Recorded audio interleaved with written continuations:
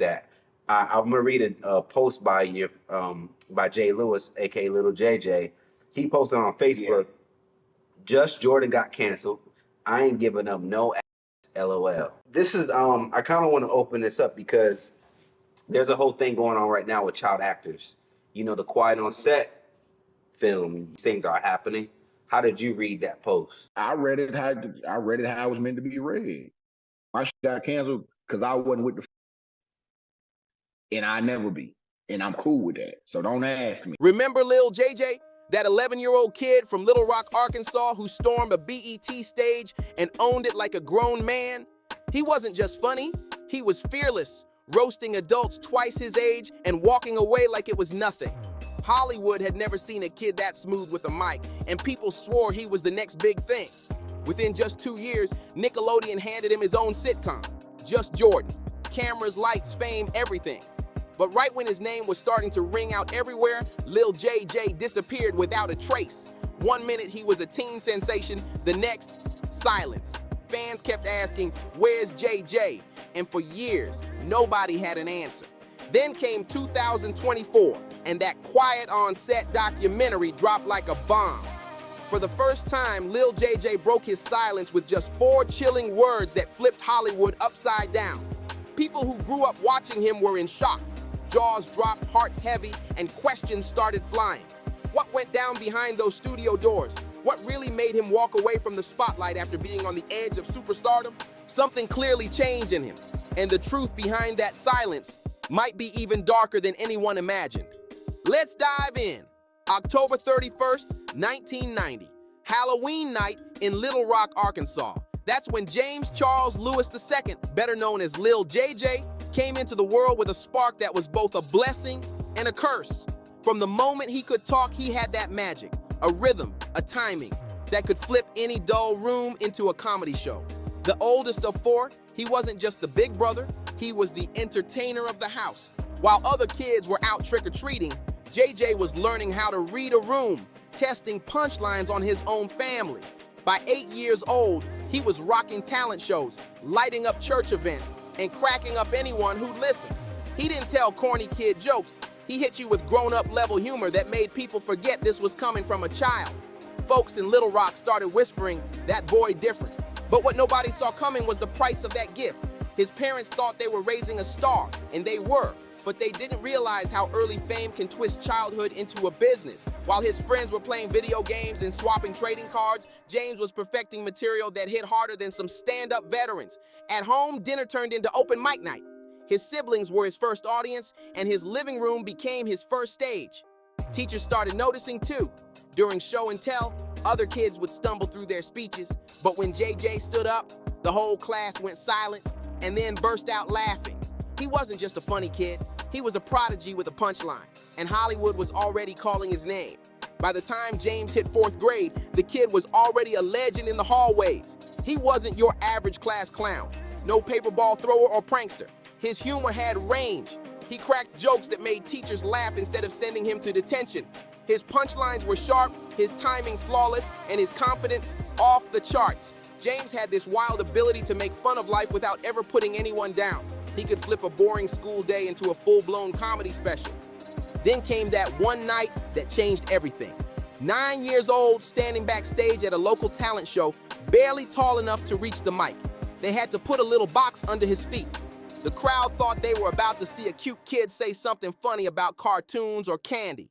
But the second James opened his mouth, the room froze and then exploded with laughter. Kelly took my girlfriend. He delivered a 5-minute set breaking down how kids see the world versus how adults do. And it hit so real, people couldn't believe those jokes came from a child. His rhythm, his flow, his confidence, all pure magic. That night, he didn't just get applause, he got respect. Word started spreading fast through Little Rock's small entertainment circles.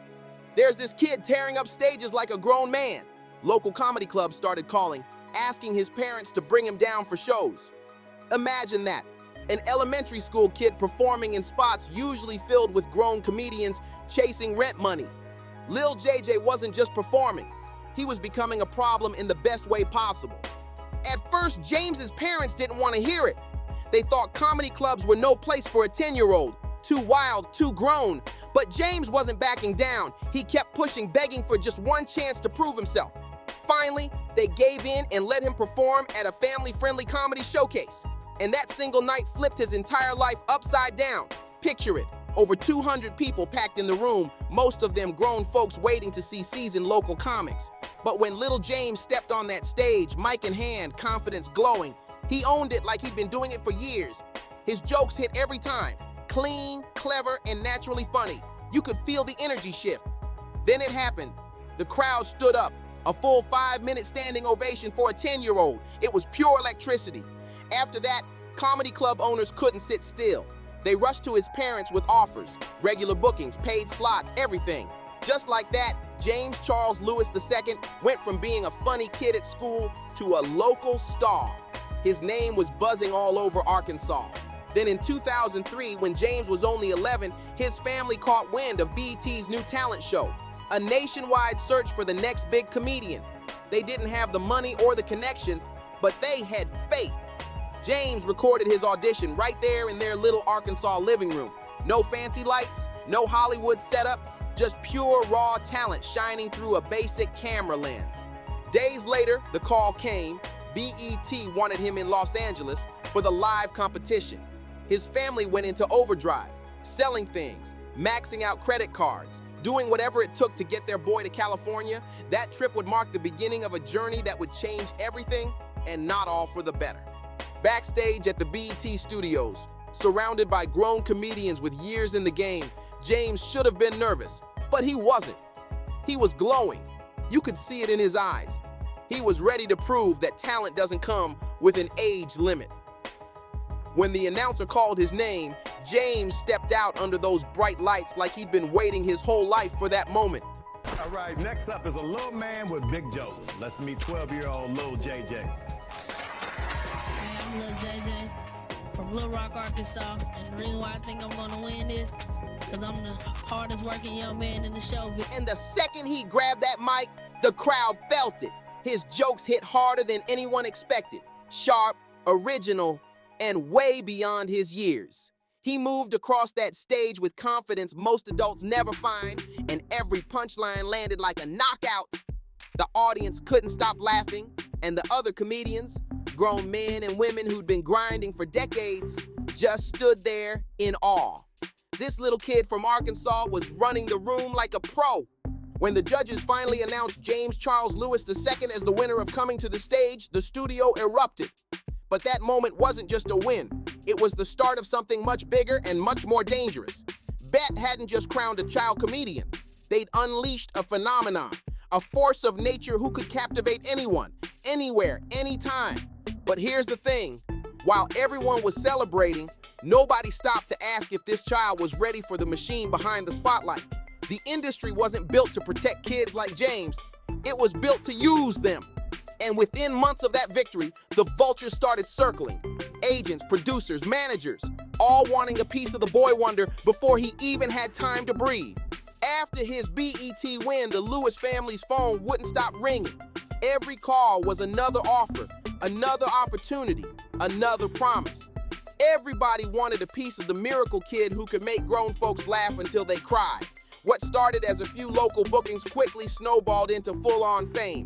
Comedy clubs were fighting to get him on their weekend lineups, proudly advertising him as the youngest professional comedian in America. The buzz was unreal. Local news crews were showing up at their doorstep wanting interviews. Morning shows wanted to feature him. Even church folks were bragging, "That's our boy from Little Rock."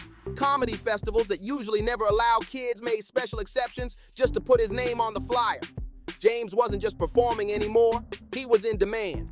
Then came Hollywood, and that's when everything changed. Big-time scouts started flying in from Los Angeles just to see him live. They'd roll up to his small Arkansas neighborhood in shiny rental cars, stepping out in slick suits and fancy smiles, holding contracts that glittered with promises of fortune and fame. They told the family, this is it. He's the next Eddie Murphy. They spoke of money, sitcoms, and movie deals that would change the Lewis family's life forever. But hidden behind those smiles were agendas. And the fine print on those contracts carried something far more dangerous than the family could have ever imagined. Hollywood wasn't just knocking on their door, it was about to swallow them whole. These Hollywood reps came through talking big dreams, wild ones. They painted visions of James headlining blockbuster movies, hosting hit TV shows, and cashing in on merchandise that would have his face on lunchboxes and t-shirts across America. They dropped numbers that made the Lewis family's heads spin. Checks so huge they sounded unreal to a working-class family from Arkansas. And through it all, James couldn't sit still. He knew this was his shot. Every day in Arkansas started to feel too small for his ambition. He told his parents, "This is my destiny," and begged them to let him chase it. It wasn't about fame to him. It was about purpose, that fire inside that said, "You belong on stage." Finally, in late 2004, the Lewis family made a decision that would change everything. They packed up their lives and left Little Rock behind for the flashing lights of Los Angeles. The move hit hard. Arkansas was peace, family, home. LA was chaos, fast, expensive, and full of people who smiled for business, not for love. The competition out there was cutthroat. Everyone wanted to be the next big name, and nobody warned them how ruthless the game could be. At just 14, James, now officially Lil JJ, was stepping into a Shark Tank disguised as a dream factory. He started hitting auditions hard. His comedy background gave him an edge. He didn't just act, he performed. While other kids recited lines, Lil JJ would flip the script, ad-lib jokes, and make casting directors crack up on the spot. That natural charisma made him stand out fast.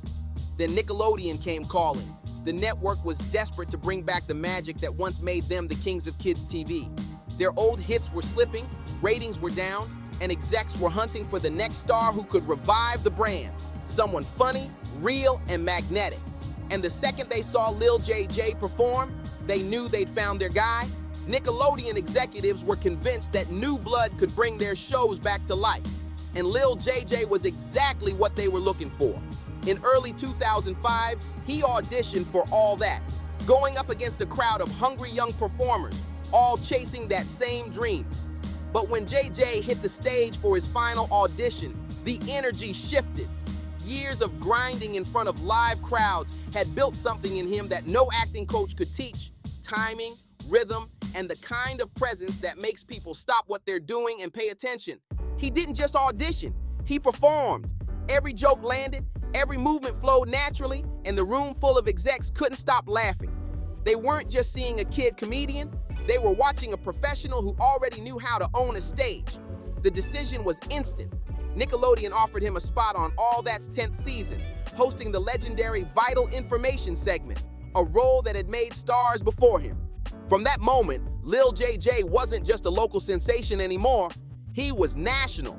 Millions of kids across the country were tuning in every week to see him drop quick jokes with that big grin and unstoppable energy. His charisma popped through the screen, his delivery was crisp, and his humor stayed clean enough that parents actually approved. Everyone loved him.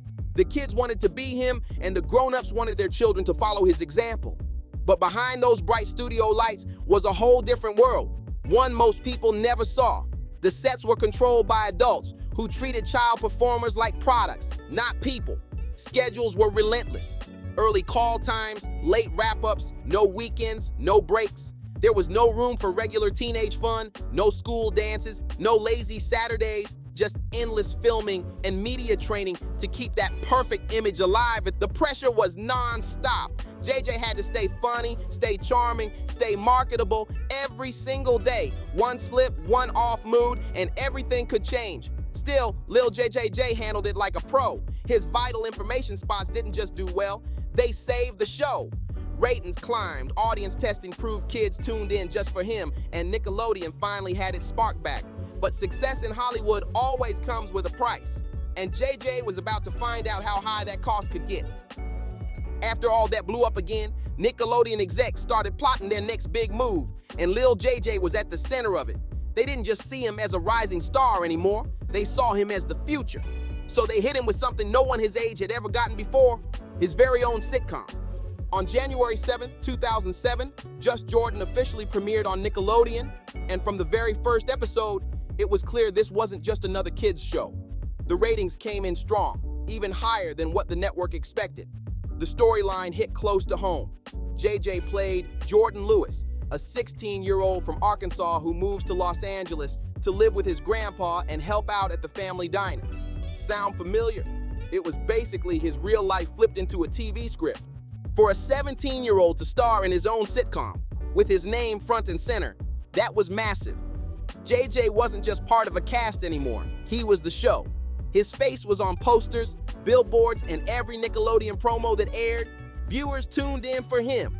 He'd gone from the funny kid doing bits to being the main attraction, the one carrying the network's next big hit. The first season ran 13 episodes, setting the tone with a perfect mix of laughs and real emotion. The writing was tight, and the chemistry between the cast felt natural. Jordan's life was full of humor but grounded in lessons that hit home for both kids and parents. The show had heart. His strict mom, his witty little sister Monica, his old school grandpa, and his best friends Joaquin and Tony kept the energy balanced and relatable. Critics gave the show props, calling it fresh, funny, and surprisingly real. They praised Lil JJ for his smooth performance and natural charm. He didn't act the part, he lived it. For a moment, it felt like nothing could stop him. But behind the smiles, the fame, and the lights, the cracks were already starting to show, and nobody saw it coming. What made Just Jordan different was Lil JJ himself. While most young actors sounded like they were just reading scripts, JJ delivered every line like he meant it. His expressions were real, his timing was natural, and his reactions pulled you in. It didn't feel like acting, it felt like watching real life. That authenticity made fans connect with him in a way Nickelodeon hadn't seen in years. Another reason the show stood out was the man behind the camera, Ralph Farquhar, a respected black producer known for hits like Moshe, The Parkers, and The Proud Family. Having someone like him at the helm meant Just Jordan wasn't your typical kid sitcom. It had culture, soul, and representation that actually mattered. Farquhar's presence helped shield JJ from some of the darker Hollywood chaos that swallowed so many child stars, but even he couldn't block all the pressure that came with fame. See, being the star meant everything rested on JJ's shoulders. The success of the show, the paychecks of the cast and crew, the network's expectations. If he had an off day, people noticed. If ratings dipped, it was on him. For a teenager, that kind of weight was crushing. When the show returned for its second season in September 2007, Nickelodeon turned up the pressure even more, this time filming in front of a live studio audience. The laughs were louder, the energy was wild, but so was the stress. JJ had to be perfect every night, no retakes, no breaks. Still, he delivered. Every joke, every emotional beat. The writers gave him deeper storylines, and he proved he wasn't just funny, he could act. Critics were loving it, fans stayed loyal, and the network started whispering about a third season. But just as Just Jordan was hitting its stride, disaster struck. On November 5th, 2007, the Writers Guild of America went on strike, freezing nearly every scripted show in Hollywood overnight. Production shut down, studios went dark, and Just Jordan, right in the middle of its momentum, got caught in the crossfire. Everything Lil JJ had built suddenly came to a halt, and what happened next would change his path forever. Just Jordan got hit hard by the 2007 to 2008 writers' strike, and unlike the big shows that already had loyal fan bases, JJ's series was still climbing its way up. The few completed episodes kept airing, but the studio lights went dark, the writers' rooms emptied out, and production froze completely. For a young show depending on momentum, that kind of silence was deadly. For 100 long days, the strike dragged on.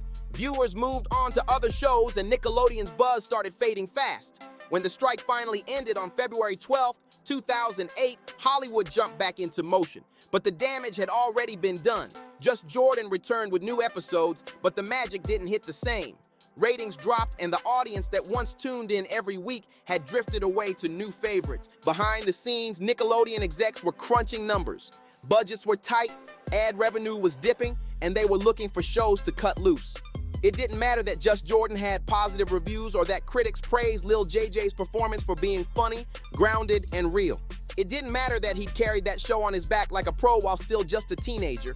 To the suits upstairs, it was all business, cold, clean, and emotionless. After only 2 seasons and 29 episodes, the verdict came down. Just Jordan was canceled. The announcement hit hard.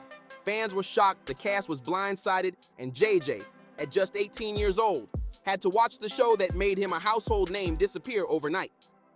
On August 23, 2008, the final episode aired quietly, without fanfare or farewell. No big finale, no press tour, just credits rolling on what could have been one of Nickelodeon's biggest success stories. For the first time in years, Lil JJ wasn't booked, wasn't filming, and wasn't sure what came next. The spotlight that once burned so bright had gone dim just as fast. By the time Just Jordan ended, Lil JJ was legally an adult, but emotionally, he was still trying to make sense of losing the show that had shaped his entire teenage life. One day, he was a star with a hit sitcom and a loyal fan base. The next, he was back at square one, staring at a silent phone and wondering what happened to all those Hollywood promises. Normally, when a show gets canceled, the main actors bounce back quick. Agents line up new gigs, casting directors remember their talent, and the next opportunity is already waiting. But for Lil JJ, nothing. Total silence. Calls that once came every day stopped completely. Auditions disappeared. Projects that seemed like a sure thing suddenly got postponed or mysteriously moved forward with other actors. It was like the whole industry had quietly turned its back on him overnight. Hollywood has its ways of burying people without ever saying it out loud, and JJ was starting to feel that cold shoulder. The whispers came next. Some insiders claimed he was hard to work with, even though nobody could name a single incident.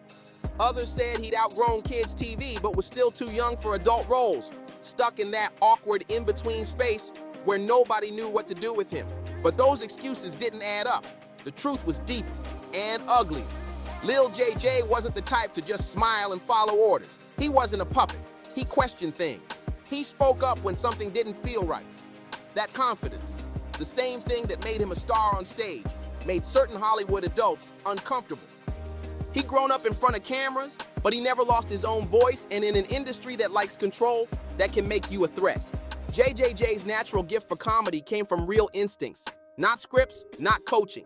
He wasn't afraid to improvise, to challenge direction, or to make a scene feel more real. But instead of celebrating that raw talent, some producers saw it as defiance. So rather than guide him through that tricky transition from child star to adult actor, Hollywood did what it always does when someone stops playing by the rules: it shut him out. And for the first time in his life, Lil JJ was facing something he'd never experienced before: silence from the same industry that once couldn't get enough of him. In Hollywood, control is everything, and Lil JJ's independence quickly became his biggest problem. The industry doesn't like when a kid thinks for himself. Child stars are supposed to smile, say their lines, and stay grateful no matter what's happening behind the scenes. They're expected to be easy to manage, obedient, and quiet, but JJ, he never played that game. Even as a young teen, he had his own ideas about his characters, about the writing, about how scenes could hit harder or feel more real. What most would call creativity, Hollywood labeled trouble. He wasn't disrespectful, he was passionate. He cared about the work, but that confidence, that refusal to just nod along, rubbed certain producers and execs the wrong way. Instead of seeing him as a rare talent with vision, they saw him as a kid who didn't know his place. And in that world, once they brand you as difficult, the fallout comes fast. The calls stop, the meetings vanish, and before you even realize it, you've been quietly pushed out of the very system you helped bring to life. That's exactly what happened to Lil JJ. But instead of breaking down, he made a move that probably saved his sanity. He stepped away. He left Hollywood's noise behind and went back home, enrolling at Arkansas Baptist College. It wasn't the red carpet, but it was peace. He focused on education, found a new rhythm, and started rebuilding himself away from the cameras. There, he joined Omega Psi Phi, a brotherhood that gave him strength, discipline, and a new sense of belonging. He started finding purpose outside the fame machine. And for the first time, he began speaking out, honestly, about what life was really like behind the scenes as a child star. He opened up about the pressure of carrying a network show as a teenager, the loss of privacy, and the strange loneliness of growing up while millions watched. Hollywood may have tried to silence him, but JJ refused to disappear quietly. His story wasn't over. He was just learning to tell it on his own terms. Lil JJ's decision to speak openly about the reality of being a child star was brave, but in Hollywood, honesty can come with consequences. His reflections were raw, thoughtful, and real, but they made powerful people uncomfortable. He wasn't attacking anyone. He was telling the truth about how kids were treated in an industry built on image and control. But that kind of transparency, it's like breaking an unspoken rule in show business. The response from the industry was cold and calculated. Total silence. Doors that were already half shut slammed all the way closed. Projects stopped calling, casting directors forgot his name, and Hollywood acted like he'd vanished. His career stayed frozen, his potential wasted in the shadows, but he refused to fold. Over the next decade, Lil JJ became a survivor in an industry that had once crowned him a prodigy. He grabbed whatever opportunities came his way, guest appearances, small TV roles, and comedy spots on Wild 'N Out. And even though the fame had faded, the spark hadn't. He kept doing stand-up in clubs across the country, cracking jokes, staying sharp, and keeping that same confidence that made him a star in the first place. He wasn't thriving like before, but he was still standing. Then, in March 2024, everything changed. Again. The world got rocked by a bombshell. Quiet on Set, The Dark Side of Kids TV. The investigation Discovery documentary ripped the mask off Nickelodeon and exposed decades of abuse, exploitation, and unchecked power behind those cheerful orange logos. The stories that came out were beyond disturbing. Former child stars spoke about being manipulated, mistreated, and silenced. Dan Schneider, the man who produced All That, Drake and Josh and more, was accused of running toxic sets and creating unsafe environments for young actors. Then came Drake Bell's heartbreaking revelation that he was abused by Nickelodeon dialogue coach Brian Peck starting at just 15 years old. The industry couldn't hide anymore. The public was furious. People started revisiting old shows, old faces, and asking new questions. What really went on behind those smiling TV moments? What happened to Amanda Bynes? Where was Jeanette McCurdy? And most of all, what about Lil JJ? The silence that had followed him for years suddenly turned into curiosity, and what he said next would shock everyone. When the Quiet on Set documentary went viral, fans started connecting dots, and Lil JJ's name shot right back into the spotlight. People remembered how he'd once been one of Nickelodeon's brightest young stars before disappearing after Just Jordan was canceled. Suddenly, social media was flooded with questions and tags. Users began posting his old clips, writing, "JJ, were you there? Did you see anything? Did it happen to you too?" The pressure was heavy, non-stop. Everyone expected him to speak out, to confirm the rumors, to add his voice to the growing list of Nickelodeon survivors. The internet had decided that if you worked there during that era, you had to have a story. But that kind of assumption put people like JJ in an impossible position. If he said nothing, he looked guilty or uncaring. If he denied it, people would say he was covering up the truth. And if he spoke up without trauma to share, he risked being accused of disrespecting those who actually suffered. For weeks, JJ stayed quiet, letting the noise build, until March 20th, 2024. That's when he finally broke his silence in a Facebook post that sent the internet into chaos. 4 short words, blunt, raw, and completely unexpected. Screenshots of the post spread like wildfire across every platform within minutes. People couldn't believe it. The boy they'd grown up watching, the clean-cut, funny kid from Nickelodeon, had just posted something so direct, it left fans stunned. But beneath the shock, his message was simple and powerful. Lil JJ was saying that he had not been sexually abused during his time at Nickelodeon. He wanted to make it clear. Not every child star from that world was a victim, and he refused to let anyone write his story for him. But the reaction was split down the middle.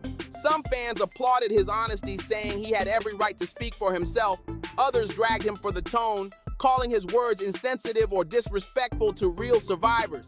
The internet turned his post into a battlefield of opinions, half defending his truth, half demanding he apologize. No matter which side people took, one thing was undeniable. After years of silence, Lil JJ's name was back everywhere, and the world was finally paying attention again. Lil JJ's statement turned out to be far more powerful than anyone realized.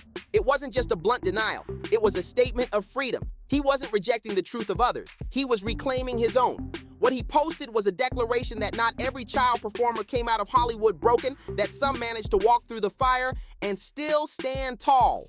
People expected him to echo the same pain they'd heard from others, but instead, he flipped the narrative completely. His post made one thing crystal clear. Lil JJ didn't disappear because of abuse. He disappeared because he refused to be controlled. His independence, his refusal to play the obedient child star made him a problem for an industry built on compliance and silence. He wasn't the kid who said yes to everything. He was the one who asked why. And that's what Hollywood couldn't handle. They didn't break him through trauma. They broke him through isolation. They erased him, quietly and completely, shutting doors one by one until his name stopped being mentioned in rooms where it once held weight. No scandal, no meltdown, just silence. That's how the industry punishes rebellion. Not with public destruction, but with private disappearance. Lil JJ became a ghost in the business he helped define. They didn't need to exploit him physically to control him. They used career exile as a weapon. By freezing him out, they sent a message to every other young star in the making. Stay in line, or you'll end up like him. Hollywood had taken one of the most naturally gifted young comedians of his generation and made him vanish from the spotlight. Not because he failed, but because he wouldn't bow down. His honesty, his rawness, his unwillingness to fit their mold became his undoing in their world. But his victory outside of it. That one post, no matter how blunt, exposed a deeper truth that the industry doesn't need to harm every child actor to maintain control. Sometimes all it takes is destroying a few who dared to think for themselves just to keep everyone else afraid to speak up. Lil JJ's story became a warning and a wake-up call. They silenced his career, sure, but they couldn't silence him. By speaking out, even in his own rough-edged way, he proved that independence is the one thing Hollywood can't fully erase. And in that truth lies the most powerful indictment of all, that the real damage isn't always what happens on camera. It's what happens when the cameras stop rolling. Lil JJ's story isn't just another child star gone missing headline. It's proof that surviving Hollywood takes more than talent. It takes courage, self-respect, and a willingness to walk away when the cost of fame gets too high. He didn't vanish because he failed. He vanished because he refused to fold.